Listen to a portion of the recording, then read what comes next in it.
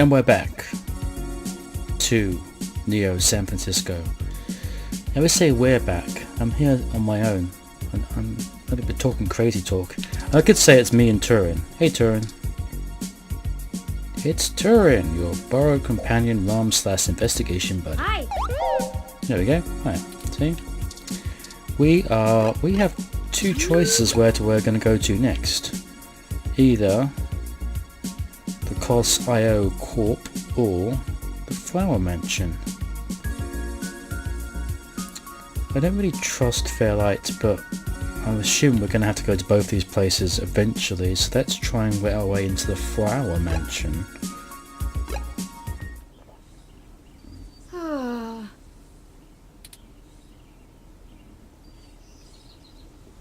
Something wrong? Like, did essentially your father die or something? Oh, I'm sorry. I was wool gathering. I see we've arrived at the Melody Flores residence. It's quite impressive. But that's to be expected, considering that she is still the majority owner of the Flower Cybernetics group, despite retiring from day-to-day operations at the company. I wonder how she and Hayden first began working together. It's a bit like in Snatcher when you had to go to Katrina, Jean-Jacques and Katrina's house. Sorry. Back on task. Is there anything you'd like to know before we head inside? Give me a rundown of Flower Cybernetics. Flower Cybernetics was established in the early 2000s by Melody's mother, Antonella. It started out developing cutting-edge medical tech, including advanced prosthesis and nanoparticle diagnostic and treatment technologies. They were vastly successful when they perfected the first synthetic nerve mesh, allowing direct connection and control between the nervous system and a cybernetic prosthesis. Neato. The majority of their early projects were defense technologies for the American military, developing ruggedized military prosthesis for use on injured soldiers, and then eventually electively for special forces.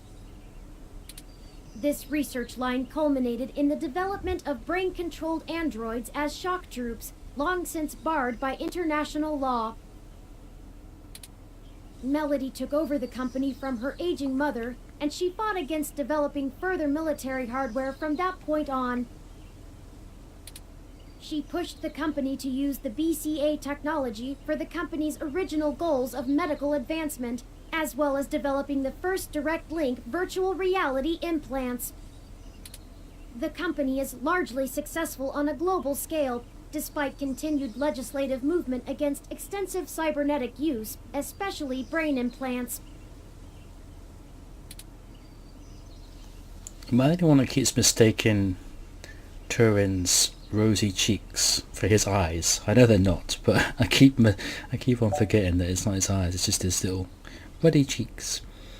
What can you tell me about Melody? Not a whole lot. Thanks.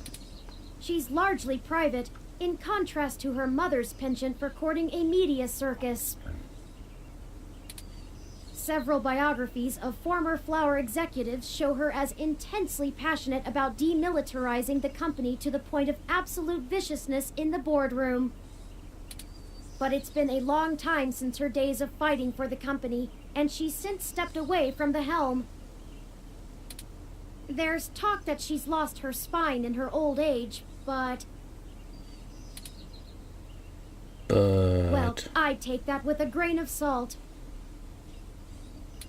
She may have retreated from the corporate battlefield, but you don't change the entire direction of a company as large as Flower if you're a quitter. Stay on your toes. Got it. Didn't Yannick say he and Melody had a falling out? He did, and I can't shine much light on that. I know that System 1 worked with Flower to help develop the first operating systems for the direct link virtual reality implants, so perhaps it happened during that time. Also, Flower eventually went with a different company for future models of the implant, but there was never any public talk of a personal falling out between the heads of the companies.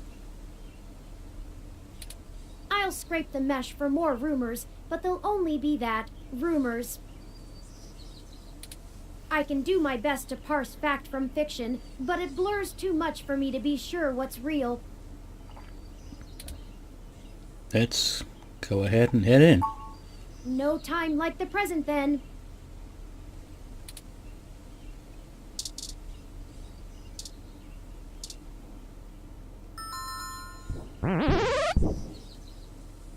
What the? Shoot it with my blaster.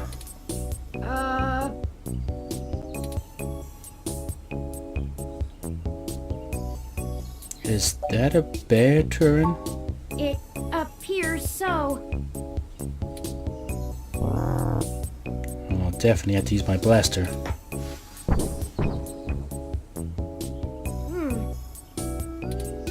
Your guess is as good as mine. Mine says we can go in. Mine says I have to use my blaster. Can I use my blaster at any point?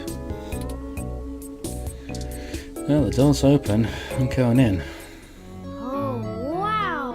Swanky! Swanky. Swanky? What? I have been trying to increase my usage of colloquialisms. Is swanky too out of date? I like it. It's certainly before my time. Oh, Ms. Flores! Excuse us for the intrusion. My name is Turing, and Oh, I know who you are. I can explain. I know you don't like Dr. Fairlight very much, but I assure you there's a situation. Fairlight? I didn't realize Hayden's research had become a charity case.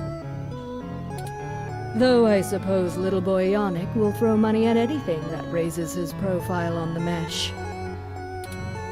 Wait, you know Hayden?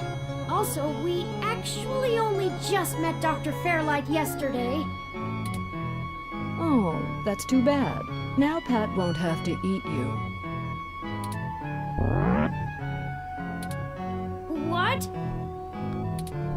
Though I'm not sure your gears would have been good for his digestion. Actually, madam, I'm not comprised of gears. Well, either way, he's on a diet.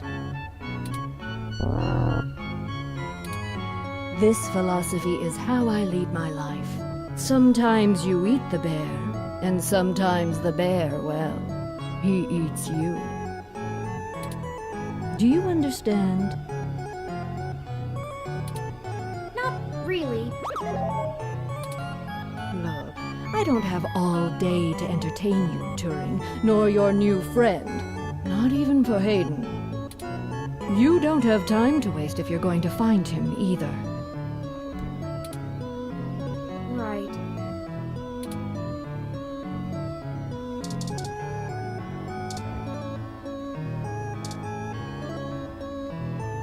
If you were one of Fairlight's worker bees, you wouldn't have made it through the door. So why are you here to badger me about poor Hayden? You have me at a disadvantage, Ms. Flores. You seem far ahead of us on this matter. Just call me Melody, darling. And of course. But I'll share a secret or two with you. I have so many questions. Do you know what's happened to Hayden? I wish I didn't. Maybe you don't want to either. Please, Melody, any information you might have. We haven't had access to any of his research notes, and couldn't track down any collaborators he may have been working with. Perhaps if we know more, we might be able to nail down a solid motive. Well, I don't know if I can speculate on that, beyond the usual corporate infighting. Not that Parallax is known for that, of course. We had been catching up recently, and he mentioned feelings of being watched. He started to worry he had been discussing your development with the wrong people. When he stopped returning my calls, and now that you've shown up with a total stranger, it becomes clear what happened. I see. Can you tell us anything else about his disappearance? Oh, I'm afraid not, dear. I've been around long enough to know what's coincidence and what isn't. We were hoping you might be able to shine some light on my origins. Fairlight mentioned that you had worked with Hayden in the past. I see Hayden didn't neglect curiosity in your personality makeup. Well, you and I haven't properly met, but considering how often Hayden badgered me for design schematics of Flower's latest neural implants, I might as well be your aunt? We'll go with that. I wouldn't mind being an aunt, even to a blue-headed robot. I'm touched, Melody. Well then, I'm willing to answer your questions, for now. Oh, I get to chime in, do I? The third wheel. How did you help Hayden with Turing? Indeed. I don't see the connection between your company and Hayden's research into machine sapience. Oh, Hayden wasn't researching machine sapiens. At least not primarily. Not to diminish the importance of your creation, Turing, but it's best you know the truth. Hayden is mainly interested in developing a way to transfer human consciousness into a machine matrix. Stop touching your freaking hair, woman. You're really annoying me. You can see why neural implants would obviously be an integral part of that. Oh, I didn't realize. How would Turing's development help with digitalizing the human mind? The concept of transferring the human mind into a computer has been an attractive goal for decades. Functional immortality is powerful lure. The brain is an immensely complicated machine, and even though we know the right buttons to push to make pictures show up, we still can't replicate the entire thing as a technological construct. Even with the virtual reality implants, we're really just relying on the brain's ability to make sense of nonsensical signals. So Hayden decided the best way to make a machine more like the human brain would be to work in the opposite direction. Instead of mimicking how the human brain worked, he started writing code that mimicked the functioning of the human mind. Think of it like convergent evolution. Two species adapt in similar ways, but on completely different continents. Hayden is a crack programmer when it comes to information collating. It's why Parallax hired him when they did. So he wrote a bunch of self-modifying learning algorithms that were, frankly, baffling and let them loose. Poke and prod them here and there to make sure they value the same things humans do. And we eventually end up with you, Turing. Interesting. Hayden never revealed any of this to me. I imagine he's pretty tight-lipped. You were the first prototype he considered a real success, and he was afraid of contaminating your development before he had a chance to make good observations. Can you elaborate on your involvement? If you can even call it involvement. It's a small city, and if you're in the tech sector, you are never more than 2 degrees removed from anyone else. When he started looking into this pet project of his, he came right up to my door and demanded access to the research logs behind our earlier implants. Cheeky, but it was impactful and disruptive, as they like to say around here. I couldn't care less about Flower's patents anymore, so I gave him what he wanted, just to see what he would do. I'm frankly more impressed than I expected I would be, but don't tell him that. Don't worry. I won't. Oh, that was a compliment, dear. Hayden wasn't invested in Turing's development? I didn't say that. Hayden was quite interested in Turing, even if he is just a step to further research.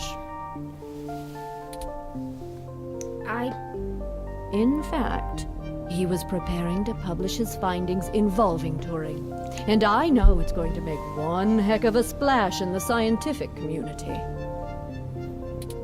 See, the most impressive part about you, Turing, is that you're surprisingly stock. I assure you, Melody, my construction involves only the latest and greatest in ROM prototype technology.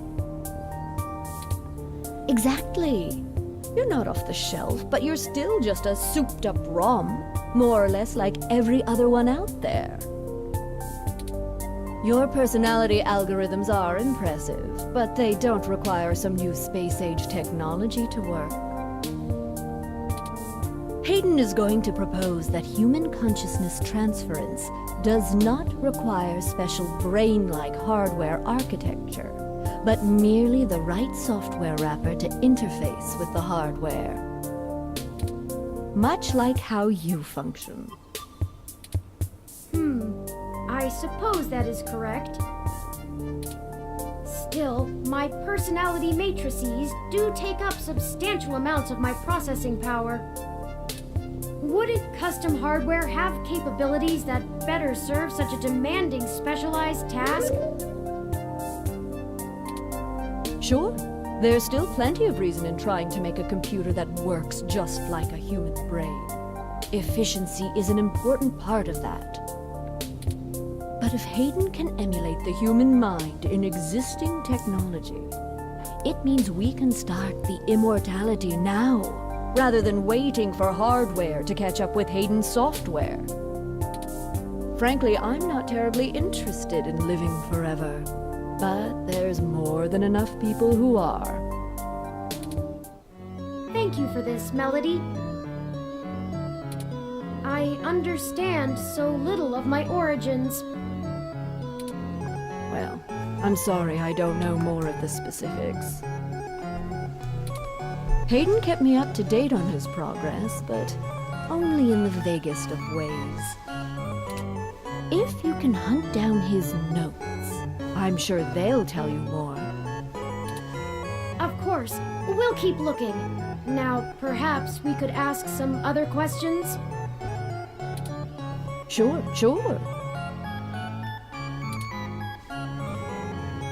What's the story between you and Fairlight? Oh, hell, that old bastard and I have been flashing daggers at each other for the better part of 20 years. I contracted out the software development for our first-gen direct-link VR neural implants to System 1. Things were going great, but after the first models sold like gangbusters, Yannick tried to get into bed with me, literally. I turned him down, very politely, I might add, and then, suddenly all of the cooperation between our companies dried up. We've been at it back and forth ever since. I'd be damned careful about trusting him if I were you. Oh, I don't. He's a snake, and he'll do anything he can to get what he wants. Still, I suppose if he tried again now, I might not turn him down. Sure, whatever. It would be fun to needle him about me still having my own company when he doesn't have his.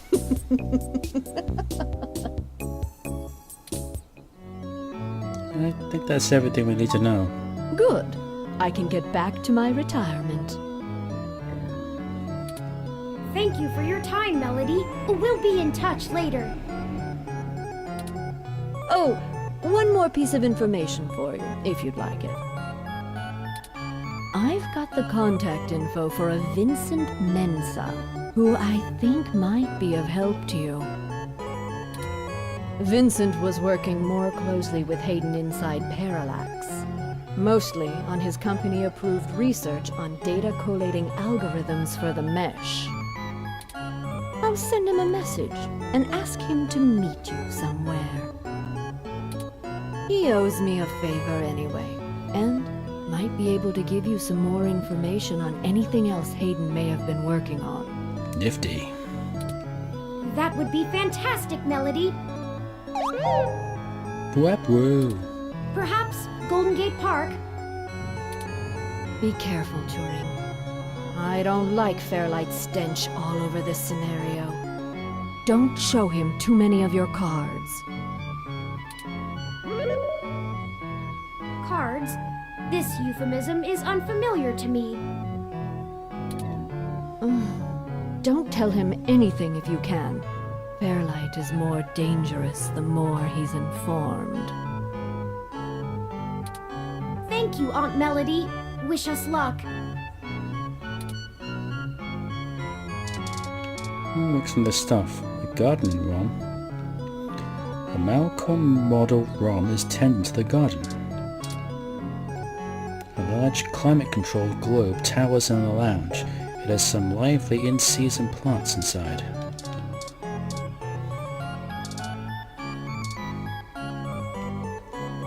The most regal-looking robotic cat in the world sits prim and proper on the fainting chair. Melody keeps unusual company. That she does. Ursus maritimus, if I'm not mistaken. That might be why the temperature controls are set so low in here. Yep, definitely a polar bear. I wasn't aware you knew the scientific name of the species. Ooh, has my interest in proper nomenclature started to rub off on you? He's a white bear, Turing. What else could he be? Plenty. Have you heard of a Kermode bear, also known as a spirit bear? Or he could be a white-phased black bear, or even a pizzly. But he's not. It's a polar bear.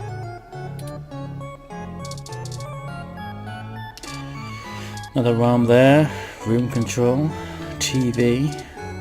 Strawberries. Don't think that stayed our welcome.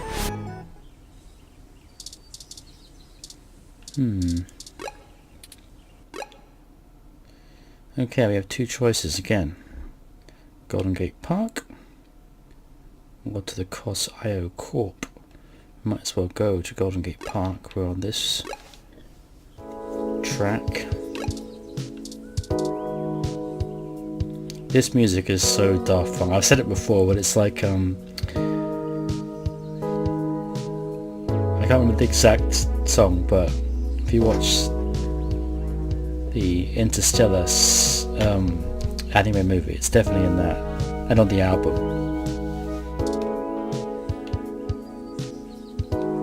Can I help you? I don't really have time to talk. I'm waiting for someone. Are you Vincent Mensa? We're here for a meeting on behalf of Melody Flores. Oh, good. You're Melody's people. Do you have everything that I asked for? There must be some miscommunication. Melody said that you would be able to provide us with some information about Hayden Weber's projects within Parallax. He has gone missing, and any information we get may be useful. Damn that old woman. What? We had a deal. She promised me, and I'm not giving up anything until I get what I need. I already know Hayden is missing. Why else would I be willing to sell corporate secrets to Flower? This was my chance to get out of the city. Instead, she sends the two of you, hat in hand with nothing.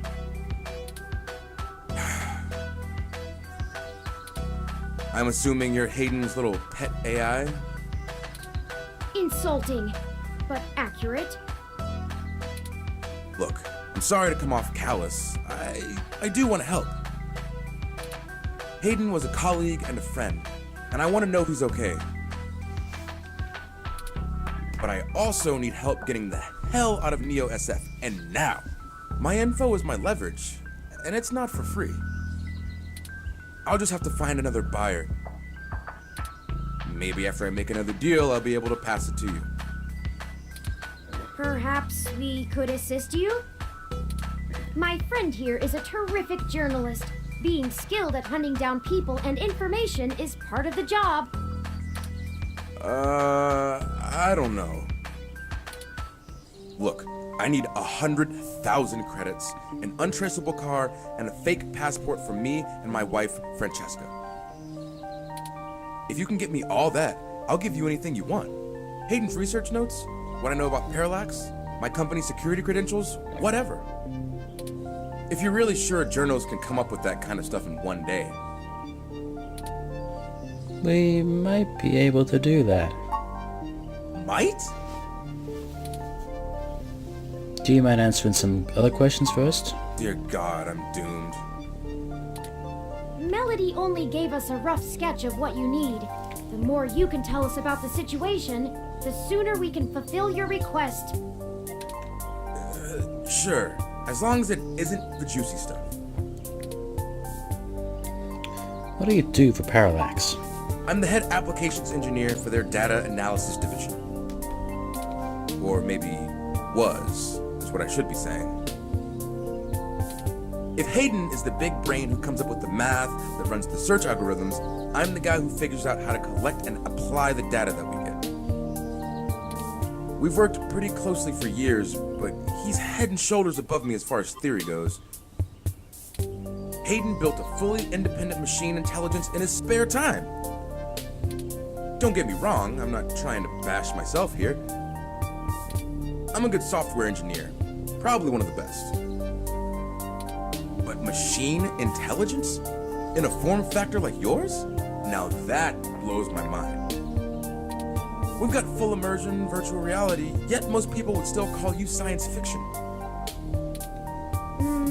If you say so. Why are you so adamant about getting out of Neo San Francisco? Because Parallax is rotting from the inside out. Hayden going missing is the last straw, and it's a big-ass straw.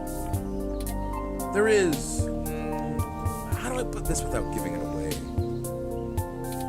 There's a new project about to roll out, and it's going to change everything about how Parallax does their business worldwide. Since the launch of the MeshNet, we've had some board shakeups, and the people at the top are different from the ones who've previously run the company. The altruism the company displayed in the past is gone. They're harder, more ruthless, and more concerned with profits and power than ever before. Not just richest company in the valley power either. Real power.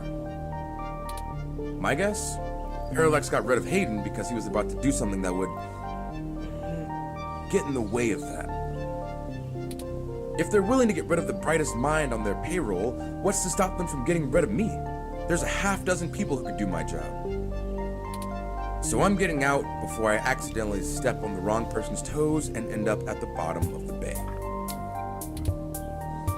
Do you know anything about Hayden's disappearance? Nothing concrete. I probably wouldn't have noticed anything out of the ordinary. I mean, Hayden goes out for a couple days all the time, right? Conferences and guest teaching. He doesn't exactly share his itinerary with me. I tried asking around and no one will say anything. If he had jumped ship, went to a different company, it would be the talk of the week at the water coolers. Instead, dead silence. Thankfully, he allowed me to keep backups of most of his work, simply because I cross-referenced it so much. He didn't like having it all in one place anyway. Bring me what I asked for, and I'll tell you more. Thank you. We'll go get those things for you. I need to make some calls, and this park ROM is fun. I want to poke at it a bit. If you do manage to get what I need, bring it here today and you'll get anything you want. Forwarding photos and info for the passports to Turing now. And I really hope you can do this. I'd rather give it to you than some other corporation anyway. See you soon. I'm not quite sure where to get fake passports or an untraceable car. The only shady folks we know are those punks who vandalized Hayden's apartment. I doubt they could point us in the right direction, but a long shot is better than no shot. They might agree to help us in repayment for the damage done to the apartment. They seemed remorseful. We should check Market Street for them, in case they regularly hang out there. As for the rest, perhaps Dr. Fairlight or Melody could spot us the credits. That certainly is no small amount, but is unlikely to cause much consternation for either of them, assuming they are as dedicated to helping as they claim. Melody is assumably home as usual, and Fairlight did let us know he'd be at the hospital. We could ask either of them for assistance. Up to you to decide which would be a better course of action. Decisions. Do you know, I was just thinking, no, I don't trust Tomcat, but we didn't actually get to see the video footage of Hayden getting killed. Maybe it's just because they didn't want to animate it. I don't know. But we never seen it. We just took her word for the fact that Hayden was killed. Chances are it's the truth. But I don't know. Anyway, I'm just thinking. Once again, I don't really trust Dr. Fairlight, but at the same time it's almost like it's too obvious that you shouldn't trust him. Which one to go through. So I'm going to make a decision and see who I'm going to pick to ask for the money. Please, can you possibly want me some money? Until then, I guess in the next episode I will pick someone to ask for some money for. Thanks for watching. Thanks for joining me on this adventure so far. Like and subscribe if you wanna. And I'll catch you next time. Until then, take care.